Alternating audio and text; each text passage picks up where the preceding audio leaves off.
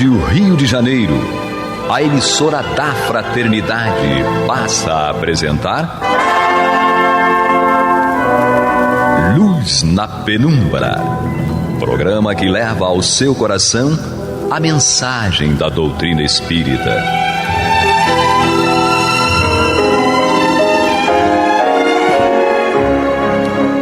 E com vocês, André Afonso Monteiro, para o estudo do livro A Gênese, da obra codificada por Allan Kardec. Olá, amigo ouvinte, internauta da Rádio Rio de Janeiro, a emissora da Fraternidade, a rádio que toda a família pode ouvir, programa Luz na Penumbra, com o estudo da obra A Gênese. Hoje aqui comigo, Carlos Alberto Ferreira. E, Carlos Alberto, nós vamos retomar o nosso estudo aqui do capítulo 15, Os Milagres do Evangelho, e o item 54, Prodígios por ocasião da morte de Jesus. Ora, desde a 6ª hora do dia até a 9ª, toda a terra foi coberta pelas trevas. A um só tempo, o véu do templo se rasgou em dois, de alto a baixo. A terra tremeu, as pedras se fenderam, os sepulcros se abriram e muitos corpos de santos que estavam no sono da morte ressuscitaram e, saindo dos seus túmulos após a ressurreição, vieram à cidade santa e foram vistos por muitas pessoas. Evangelho de Mateus, capítulo 27, versículos 45 e 51 a 53. Kardec comenta, É estranho que semelhantes prodígios, ocorrendo no mesmo momento em que a atenção da cidade se fixava no suplício de Jesus, que era o acontecimento do dia, não tenham sido notados, visto que nenhum historiador faz menção a eles. Parece impossível que um tremor de terra e toda a terra coberta de treva durante 3 horas, numa região onde o céu é sempre de uma perfeita limpidez, tenham podido passar despercebidos. A duração dessa obscuridade foi mais ou menos a de um eclipse do Sol, mas esses eclipses só ocorrem na lua nova e a morte de Jesus ocorreu durante a lua cheia, a 14 do mês de Nissan, dia da Páscoa dos judeus. O obscurecimento do Sol também pode ter sido provocado pelas manchas que existem na sua superfície. Em semelhante caso, o brilho da luz se enfraquece sensivelmente, mas nunca a ponto de produzir a obscuridade e as trevas. Supondo-se que o fenômeno desse tipo tenha acontecido naquela época, ele teria tido uma causa perfeitamente natural. E aí ele faz uma remissão ao subtítulo aqui 240, quando ele fala desse acontecimento como uma causa natural. A nota diz o seguinte: na superfície do Sol há constantemente manchas fixas que acompanham o seu movimento de rotação e que serviram para se determinar a duração desse movimento. Às vezes, porém, essas manchas aumentam em número, extensão e intensidade, e é então que ocorre uma diminuição da luz e do calor emitidos pelo Sol. Esse aumento no número de manchas parece coincidir com certos fenômenos astronômicos e com a posição relativa de alguns planetas, o que lhes determina o aparecimento periódico. A duração do obscurecimento varia muito. Por vezes, não dura mais do que 2 ou 3 horas, mas em 535 houve um que demorou 14 meses, nota do autor. E aqui ele cita também outras situações também que foram captadas pela astrologia, que falam sobre o ciclo dessas manchas. E Kardec continua aqui, dizendo aqui o seguinte, quanto aos mortos, então primeiro ele diz que essa causa do desaparecimento do Sol, ou seja, a falta de luz, pode ter ocorrido por uma questão perfeitamente natural. E agora ele entra na questão dos mortos. Quanto aos mortos ressuscitados, é possível que algumas pessoas tenham tido visões ou visto aparições, o que não é excepcional. Mas como então não se conhecia a causa desse fenômeno, supuseram que os indivíduos que apareceram haviam saído dos sepulcros. Comovidos com a morte do seu mestre, os discípulos de Jesus, sem dúvida, associaram essa morte com alguns fatos isolados, aos quais não teriam dado nenhuma atenção em outras ocasiões. Bastou talvez que um pedaço da rocha se tenha desprendido naquele momento para que pessoas predispostas ao maravilhoso tenham visto ali um prodígio, o que, exagerando o fato, tenham dito que as pedras se haviam rachado. Jesus é grande pelas suas obras e não pelas suas cenas fantásticas, das quais um entusiasmo pouco esclarecido acreditou dever cercá-lo. Muito bem. Então aqui, Carlos Alberto, você vê que Kardec ele não dá muita atenção, pelo menos é o que nos parece aqui, a esses fenômenos. E é interessante a última frase dele, né? Jesus é grande pelas suas obras e não pelas cenas fantásticas, das quais um entusiasmo pouco esclarecido acreditou dever cercá-lo. Então você vê que no primeiro momento foi assim, essa questão pode ter sido um eclipse, mas o eclipse não é muito provável por conta da posição ali da Lua, foi perto da Páscoa, ele descarta isso, mas traz a questão das manchas da própria superfície do Sol e que esses fenômenos já foram verificados em outras épocas. Com relação à aparição dos mortos, ele vai dizer que isso pode ter sido um fenômeno mediúnico, ou de materialização, ou de visão, de vidência das pessoas que ali estavam, dos próprios discípulos que podem ter tido a vidência daqueles espíritos de pessoas que haviam desencarnado. E com relação das pedras, aí ele entra mesmo ali no mais assim, não entra, pode ter havido um terremoto, nada disso. Ele já diz que pode ter rolado um pedaço de rocha, tenha se desprendido naquele momento, e as pessoas predispostas ao maravilhoso tenham visto ali um prodígio. Então ali ele descarta ali, aquilo pode ter sido um fato comum que alguém fez uma associação. Mas o interessante aqui, Carlos, é que ele diz o seguinte, né, que a gente colocou na última frase. Ele pega a importância de Jesus, não é esses fatos supostamente maravilhosos e sobrenaturais que estão associados com sua morte, mas sim pelas suas obras. Interessante isso, porque quando a gente olha Kardec, quando ele relata para nós essa passagem, nós vamos vendo o bom senso realmente. Sim. Né? A lógica. Nós precisamos raciocinar com lógica. Então, muitas coisas poderiam ter acontecido. Vamos lembrar aqui na ocasião da crucificação de Jesus, né? Havia, vamos dizer assim, uma exaltação das pessoas. As pessoas estavam exaltadas com ou pró ou contra, né? Mas havia uma exaltação muito grande, né? Onde tudo isso acontecia, e Kardec sempre mostrando que essas questões do sobrenatural não estava, né, nos desígnios das leis naturais, do qual Jesus não se furtou, não vim destruir a lei, vim cumpri-la, vim fazer Sim. cumprir a lei. Ou seja, eu não estou aqui para derrogar nada.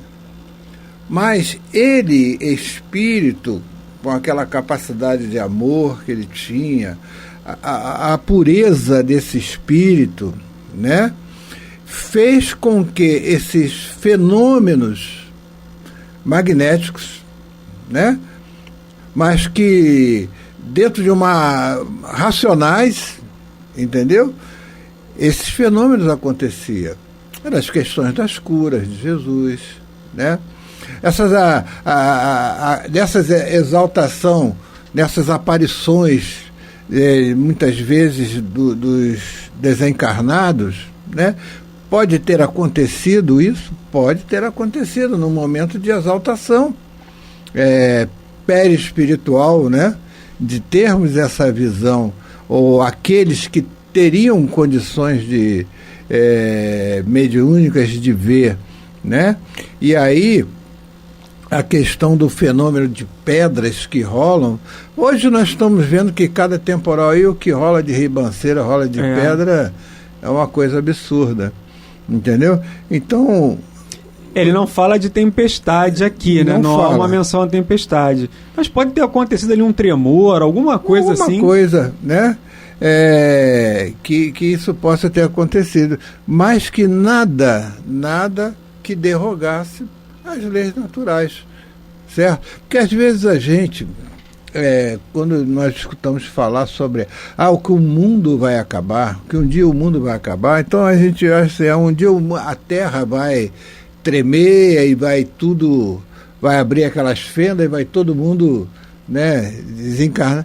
Não, esses processos sísmicos, esses processos são naturais e irão acontecer enquanto eles estiverem ainda em elaboração. Então, o vulcão que ainda está mantendo as suas erupções, ainda está em atividade. Por que ele está? Porque ali precisa, naquele momento, ter uma respiração da Terra. E ele respira pela saída do vulcão. Isso é um processo natural, né? Quanto mais antigas são as terras, menos abalos sísmicos elas têm. Entendeu? Mas vê hoje que as próprias camadas subterrâneas, né, as placas tectônicas, a cada movimento de uma placa dessa, num pequeno movimento, é uma destruição que acontece. Um tsunami, por exemplo, um tsunami que matou milhões de pessoas. Ou seja, o processo do tsunami é um processo natural. Agora, a construção das casas, de tudo que estavam na frente ali, é uma construção do homem. E é claro que quando esse processo natural ele vai acontecer por uma necessidade fisiológica mesmo, aí vai arrasar com tudo que está ali na frente, né? Muito bem. Amigos ouvintes, nós estamos apresentando o programa Luz na Penumbra, comigo André Monteiro, hoje aqui comigo também Carlos Alberto Ferreira, estudando a obra Gênesis no capítulo 15, Os Milagres do Evangelho, e os itens 54, no item 54, em que Kardec traz os prodígios por ocasião da morte de Jesus.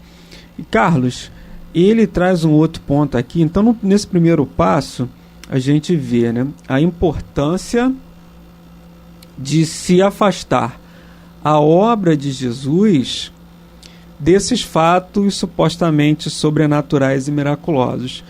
Nos itens anteriores, Kardec traz nesse próprio capítulo 15 também os feitos de Jesus, aqueles ali efetivamente comprovados. Jesus curou os cegos, Jesus curou os paralíticos, os coxos, fez trabalho de desobsessão. Todos eles também, Kardec atribui, nos explica sobre essas questões que são fatos naturais, explicados através do magnetismo e da possibilidade de cura que Jesus detinha. E também, associado a isso, as provas e expiações ao fim, né, das provas e expiações daquelas pessoas ali que serviram para que esse fenômeno pudesse ser comprovado, pudesse ter ocorrido, esse fato, né, sem a derrogação das leis de Deus e das leis da natureza. Então, o primeiro passo é a gente entender isso, né? Afastar assim, não criar uma confusão entre os feitos de Jesus, seus feitos morais e os seus fenômenos físicos também ali que ele fez, com essas questões que pouco vão nos ajudar a algo de bom, né? O que isso vai trazer? O que associar a morte de Jesus, a desencarnação de Jesus com esses efeitos físicos que aconteceram?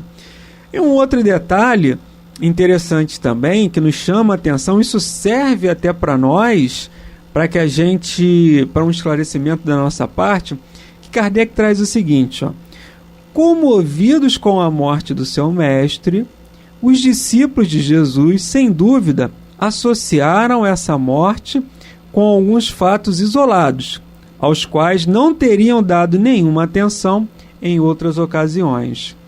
Então ele diz que, inconscientemente, involuntariamente, a morte de Jesus criou neles, nos discípulos, motivos para que fatos comuns fossem associados à pessoa do mestre.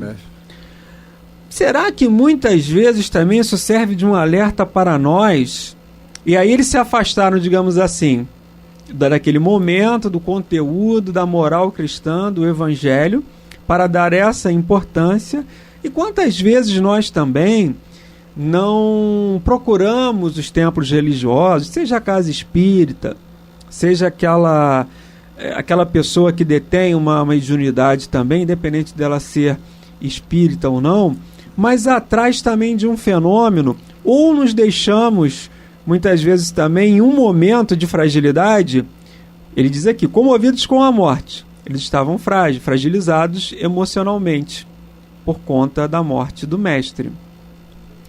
Será que nós também, nas nossas fragilidades, seja pela desencarnação de alguém, de um ente querido, seja por uma necessidade de ter um milagre em nossas vidas, às vezes também não podemos associar esses fatos comuns a um pretenso milagre que tenha ocorrido? Isso mesmo, né? Então a gente procura sempre retratar como milagre aquilo que não se pode explicar. Sim. Então, hoje, né, ainda vemos algumas confissões religiosas que, né, ainda falam muito nos mistérios ocultos de Deus, essas coisas ciências assim. Ocultas, Essas as ciências coisas. ocultas. Não vamos falar sobre isso não, porque isso aí é um mistério oculto de Deus e coisa e tal. Então, uma vez eu me lembro que num debate, Jesus ele é um espírito que ele tinha uma condição de manipular muito bem as energias, né? O magnetismo, e alguém chegou e falou para ele assim, não entra nesse mérito aí não, que isso aí são mistérios ocultos de Deus. Morreu o assunto e o companheiro não pôde ir além na sua explanação. Entendeu? Então, por quê? Porque, isso aqui não se explica, se explica sim. Se explica sim. E esse capítulo 15 justamente é para explicar isso. Se explica sim. Então, quando nós tivemos as mesas girantes, ali, quando o Fortier chegou e convidou Kardec, você precisa lá ver aquelas mesas que elas levitam. E falam. Não, mas antes de falar, elas estavam dançando, girando. As mesas dançantes. Aí o Kardec falou para ele... E davam respostas. Não tinha visto nada. Kardec falou assim, isso é um efeito magnético. Mas não... seguiu a vida dele. Um mês depois, aí sim, Fortier convidou ele outra vez, tu precisa ir lá ver que elas não só estão levitando, dançando, mas elas estão falando. Aí Kardec falou assim, mesa não tem nervo, não tem cérebro, então peraí, atrás de um fenômeno, de um efeito inteligente é uma causa inteligente, tá? Então todos aqueles efeitos que aconteciam ali com Jesus, existia uma causa inteligente, mas que desconhecíamos. Mas a gente não pode esquecer que o próprio Jesus, ele sempre mostrava um caminho para nós dentro do progresso do Espírito. Ele dizia para nós, vocês poderão fazer o que eu faço e muito mais. Então, homens de pouca fé, né? Só que tudo chegará a seu tempo. Eu, no momento, não posso vos falar mais do que eu estou mostrando e exemplificando. Né? Tanto é que ele nos dá o Consolador prometido para nos explicar aquilo que nós não entendemos. Eu costumo até dizer assim, gente, até um pouco até de abuso da minha parte, e aquilo também que esquecemos, né? Fizemos que está gravado na nossa consciência. Entendeu? Então o Espiritismo ele vem como uma terceira revelação para mostrar para a gente essas questões do efeito magnético, essas questões dos fenômenos mediúnicos, e nós vamos vendo que tudo que Jesus realizava, ele realizava como causa natural. Agora, tem uma coisa, o amor, né, ele sara a multidão dos pecados, tá? E não podemos esquecer a condição desse Espírito, Jesus, de amar. O amor de Jesus, ele curava qualquer chaga, qualquer doença. E naqueles 10 leprosos que pede a ele a cura, né? Ele diz assim, vai lá, entra lá na cidade, né? Vai lá e se apresenta. Mas ele não curou os leprosos, não, ali naquele momento. Ele nem chegou perto. Ele vai lá, segue, e que vocês vão encontrar a cura. Mas para aqueles leprosos, eles encontrariam a cura quando eles chegassem lá na Jerusalém, lá na cidade. Sim. Mas só que no meio do caminho eles se curaram. E aí aquele quis voltar, vamos agradecer. Não vamos não, sei que tal. E os 9 seguiram, foram lá festejar, sei lá. Mas esse volta e vem agradecer. E Jesus pergunta, mas cadê os outros 9? E ele diz assim, estão festejando aí, estão por aí. E o que Jesus diz? Não foram curados. Ué, foi curado sim, Senhor, porque eu vi que as chagas do corpo dele foram curadas do corpo. Mas não da alma. E esse é o significado realmente, porque esse seguir daquele 10º era, na verdade, não seguir fisicamente, mas seguir o Evangelho. O Evangelho. Então, a cura da alma... Era a transformação através do Evangelho. Nós não tínhamos esse conhecimento, né? Ele não podia trazer ali para nós, e ele tinha que falar ali com os apóstolos. Ele falava assim para aqueles que tinham mais simplicidade de coração, mas para aqueles que já traziam aquele orgulho, aquela vaidade, achavam que Jesus curava, que era coisa do demônio, do Satanás. Curava sábado, que era dia de descanso. Entendeu? Então mas isso aí nós podemos fazer. Nós também podemos curar, mesmo só qualificarmos o nosso pensamento, nosso sentimento. A gente trabalha com um passe espiritual. A gente pode desejar ardentemente que aquela pessoa seja aliviada ou curada das suas dores. E por que não? Né? Mas cabe a nós, né, ter essa evolução, né? É um trabalho com Jesus, né? Essa passagem aqui realmente ela é muito interessante, que ela demonstra para nós a Kardec ter selecionado para incluir aqui justamente a preocupação deles, prodígios por ocasião da morte de Jesus. Está dizendo mais ou menos aqui, os prodígios não são de importância a ponto de trazer para nós qualquer ensinamento moral. E por isso que ele até faz essa questão de, digamos assim, uma separação, dissociar da figura de Jesus, porque todas as passagens de Jesus têm para nós um ensinamento moral. Toda cura, toda fala dele tem. E esses prodígios aqui, eles não trazem, digamos assim, no relato dos evangelistas, eles não trazem algo que você possa extrair algo de moral. O que tem, né, da pedra? O que a gente pode entender da pedra que rola, do suposto eclipse? Isso. Ou da vidência você poderia até trazer alguma coisa ali da vidência, talvez, ou da materialização dos espíritos dos mortos, mas não tem nenhuma mensagem, não tem nada assim que possa nos, digamos assim, caracterizar algo de moral. Mas, amigos ouvintes, nós estamos encerrando o programa de hoje. Desejamos muita paz a todos. Carlos Alberto, obrigado mais uma vez por estar aqui conosco. Muita paz a todos. Você está ouvindo pela Rádio Rio de Janeiro o programa Luz na Penumbra.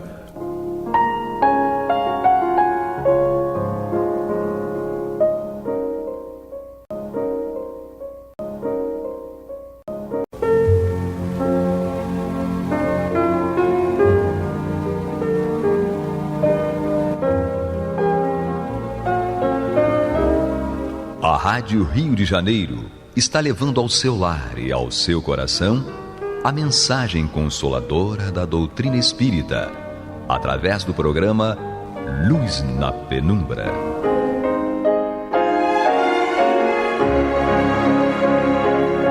E agora com vocês, Nádia do Couto Vale, para comentar o céu e inferno ou a justiça divina segundo o Espiritismo, da obra codificada por Allan Kardec.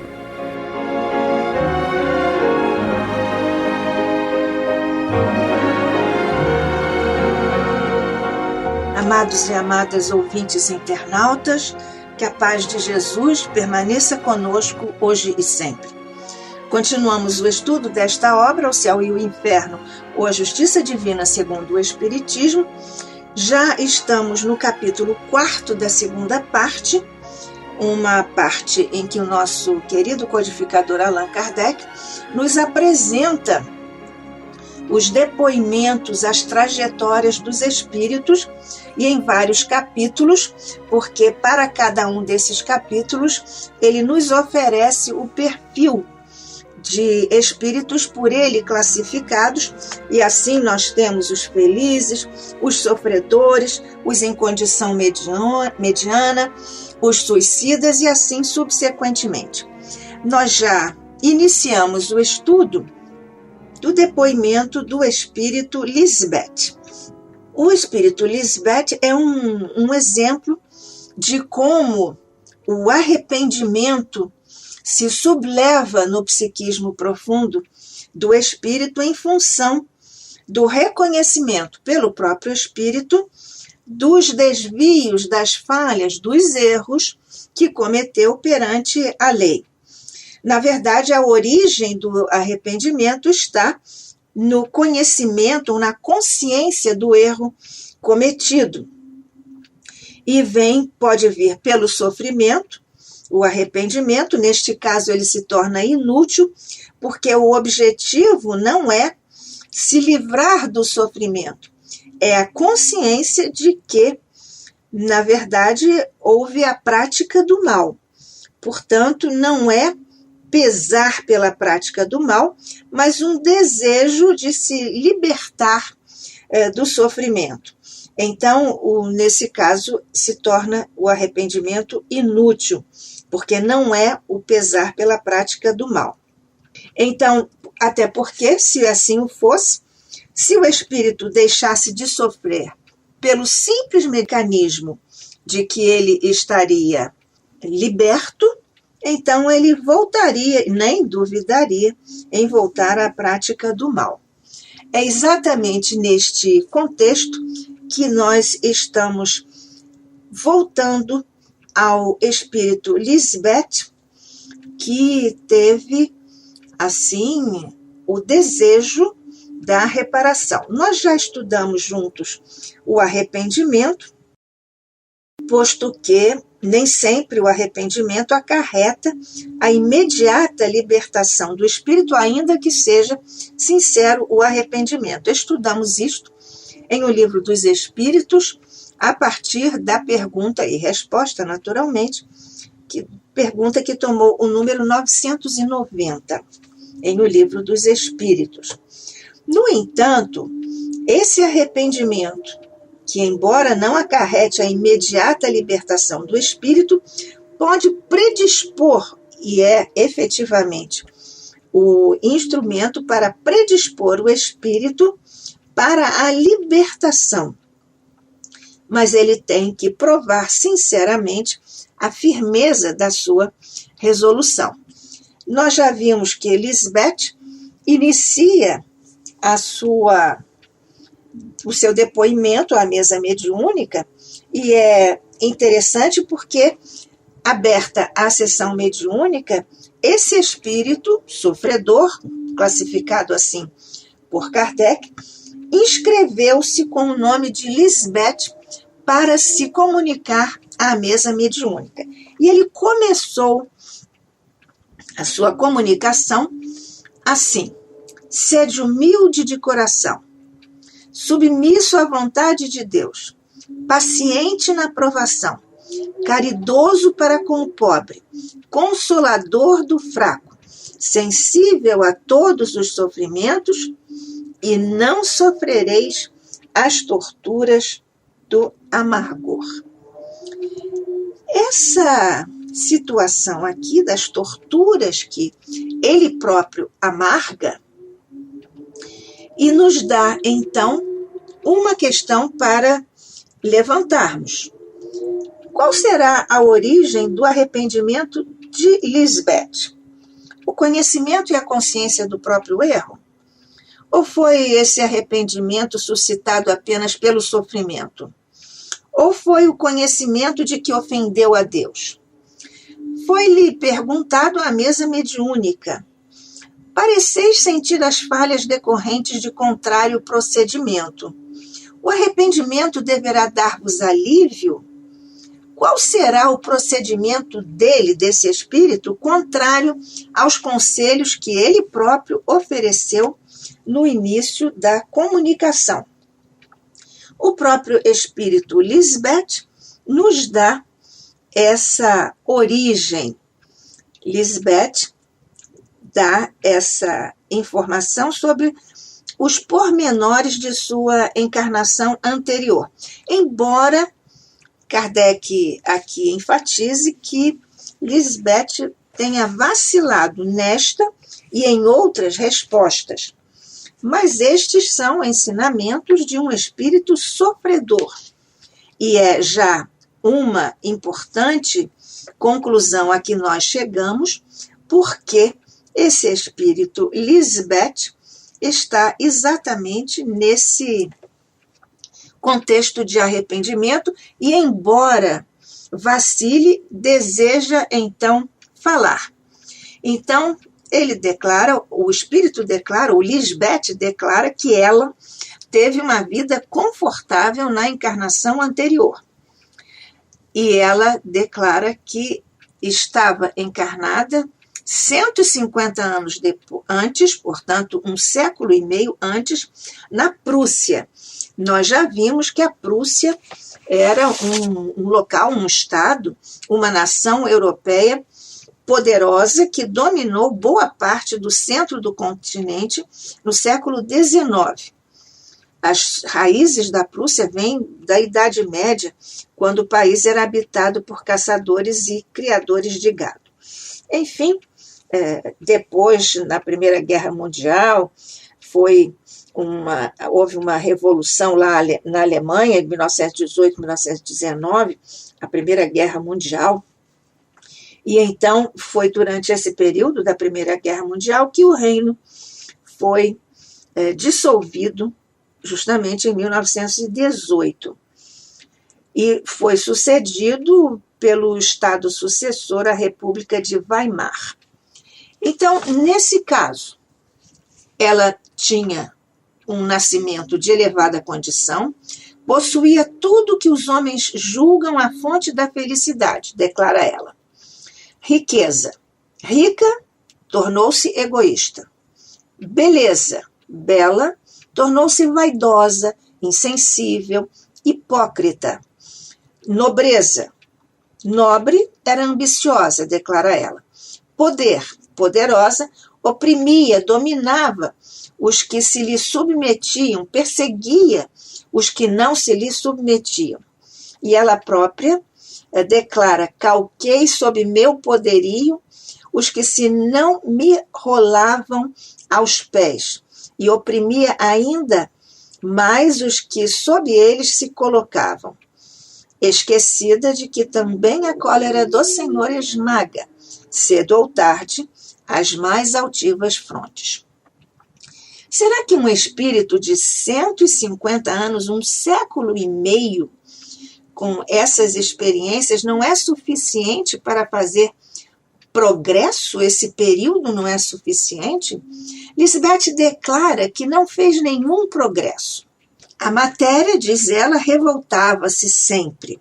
E ela diz, então, dirigindo-se ao dirigente da reunião, que foi dada em Bordeaux, no dia 13 de fevereiro de 1862. Ela diz: tu, dirigindo-se ao dirigente da reunião, tu não podes avaliar a influência que a matéria ainda exerce sobre mim, a despeito da separação do corpo.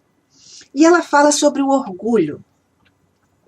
Esse demônio multiforme que se amolda a todas as aberrações do espírito, que se oculta em todos os refolhos do coração, que penetra as veias, que absorve e arrasta às trevas da eterna geena.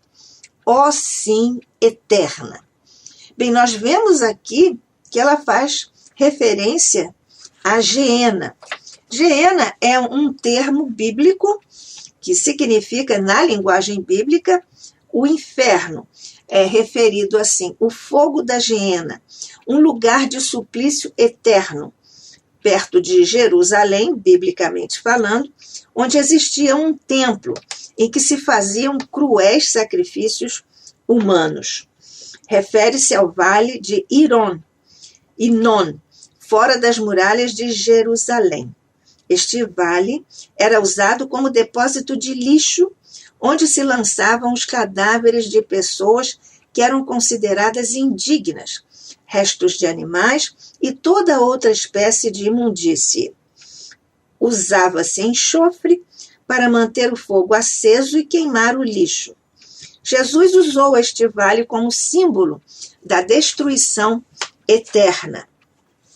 E então aqui o que significa essa sensação que Lisbeth apresenta, ela sobre o orgulho, dizendo que é esse demônio que penetra as veias, que absorve e arrasta as trevas da eterna Geena.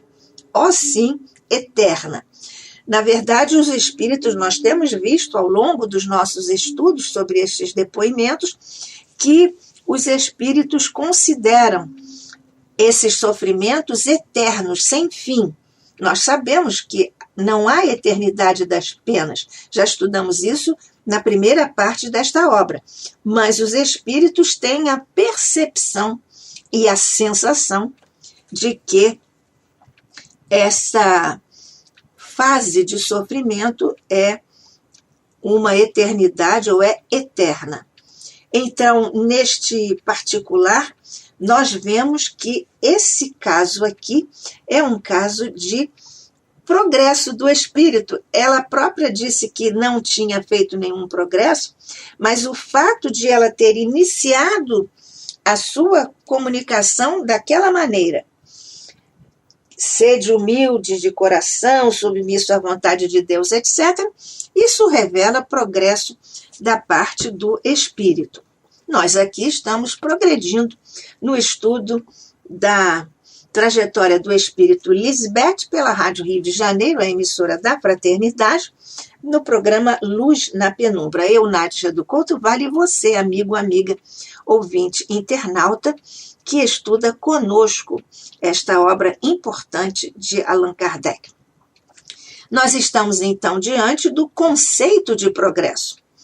Essa expressão, não fiz progresso nenhum, na verdade, não faz sentido se nós estamos comprovando que fez, mas é a autoavaliação do espírito, referindo-se à sua situação sempre penosa, o que já é progresso, ou seja, deplorar as consequências do orgulho, o que não acontecia quando estava encarnada ou quando era recém-desencarnada.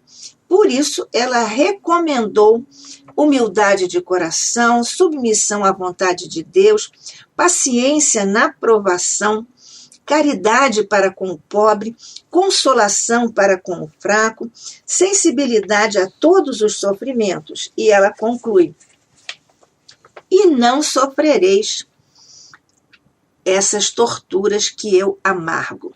Consequentemente, Kardec esclarece em comentário que compreender o mal já é um certo progresso. Depois, então, virão a coragem e o propósito de evitar o mal. Estes são ensinamentos de um espírito sofredor, é bom nós lembrarmos isso.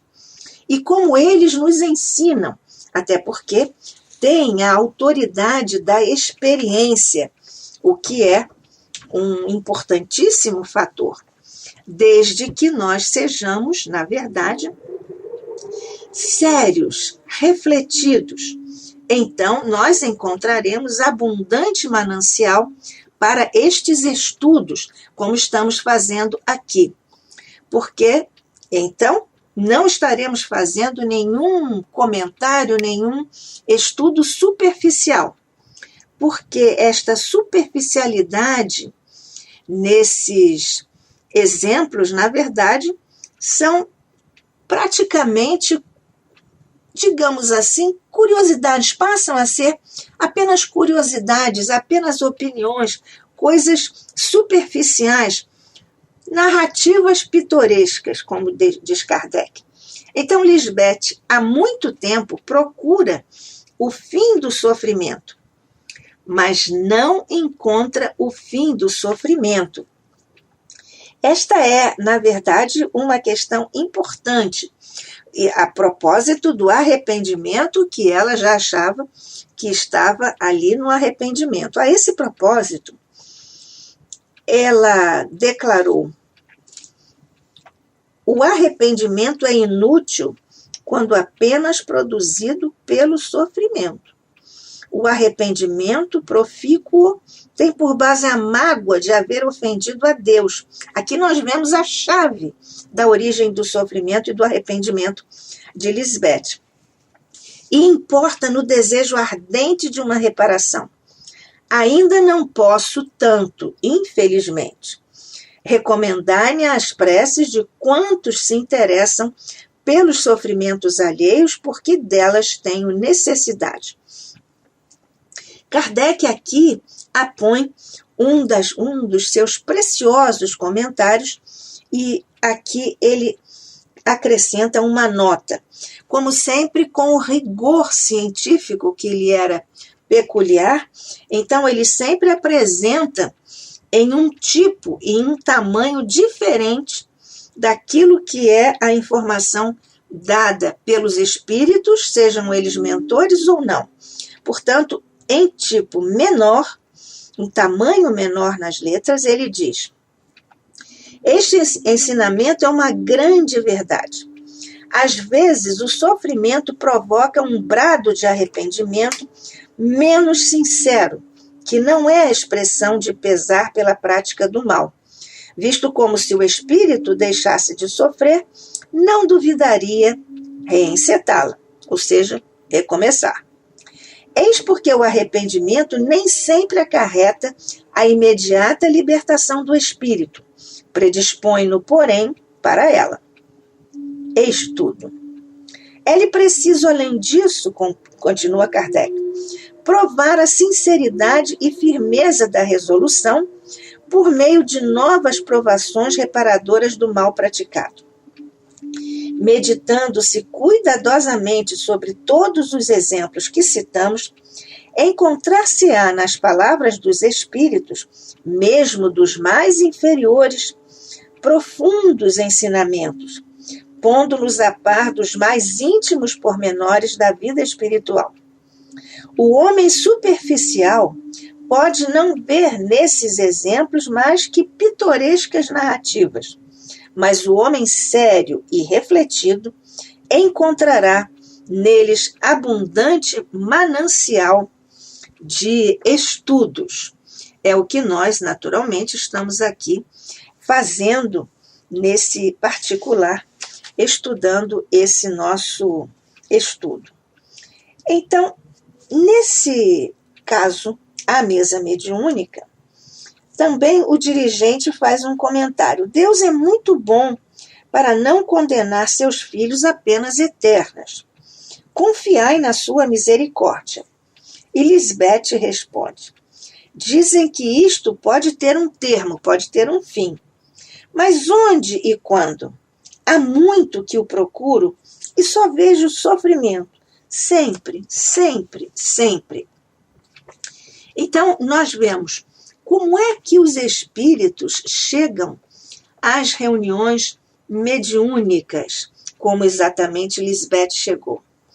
Eles vão passando e entram, ou então são convidados por algum espírito à porta. Isso acontece no nosso grupo, lá quando nós conversamos com os espíritos. Então, às vezes, eles entram à porta, são transportados sem terem consciência disso, muitas das vezes, e são atraídos magneticamente para o trabalho, já que eles estão já numa espécie de agenda dos bons espíritos de alta categoria, que selecionam aqueles espíritos que já estão aptos a receber as informações para a sua reformulação. Então, eles são atraídos magneticamente, são levados por algum espírito amigo e acompanham, ou então acompanham algum médium. Elizabeth foi conduzida por um espírito que a acompanhava muitas vezes, que ela via e cuja presença ela notara. Não fazia muito tempo, diz ela. Na sequência das perguntas, através das quais o dirigente induzia o espírito Elizabeth a uma longa reflexão, e ela respondeu concluindo que justamente quando começou a ver o espírito amigo, é que ela começou a ter consciência das faltas que cometera. E aqui nós vemos como se faz de uma forma sutil, caridosa, amorosa, delicada, sem constranger aquele que precisa do auxílio, como é que esse espírito amigo, que passou a tornar-se presente e visível a Lisbeth, foi então que ela despertou a mesa mediúnica, que coincidia o momento a partir do qual ela começou a ver esse espírito e o momento em que ela começou a ter consciência das faltas que cometera, porque, evidentemente, ela estava já preparada psicologicamente, emocionalmente, vibratoriamente preparada para o descortino, a descoberta daquilo que ela estava ali necessitando trazer à tona da sua consciência ou do seu plano consciencial a respeito, e este é a respeito do seu processo de autoconhecimento, como nós estamos vendo aqui que aconteceu, e que foi facultado, facilitado pelo espírito amigo, justamente quando ela estava preparada para isso. E foi então que Kardec assinala e enfatiza essa relação entre arrependimento e o auxílio do espírito protetor.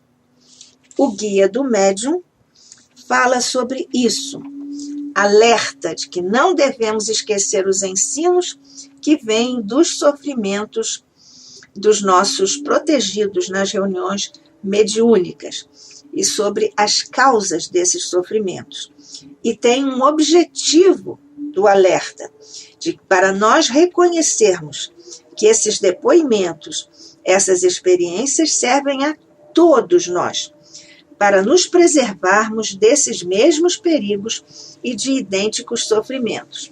E o Guia do Médium ainda aconselha: purificai os corações, sede humildes, amai-vos e ajudai-vos, sem esquecerdes jamais a fonte de todas as graças. Que a paz de Jesus permaneça conosco hoje e sempre. Que assim seja.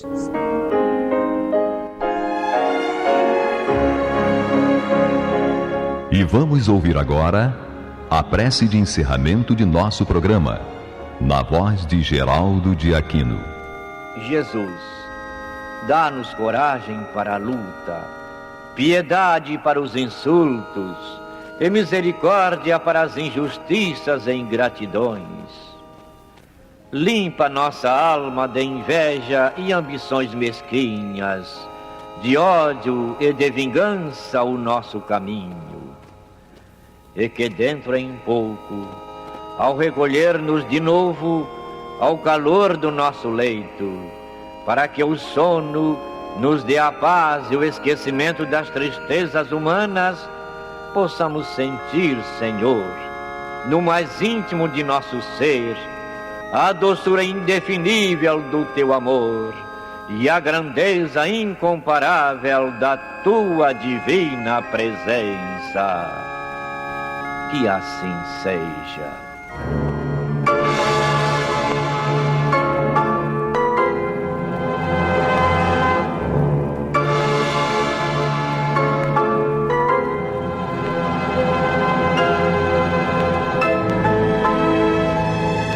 acabamos de apresentar o programa Luz na Penumbra, que voltará a ser apresentado amanhã às 21 horas nesta emissora.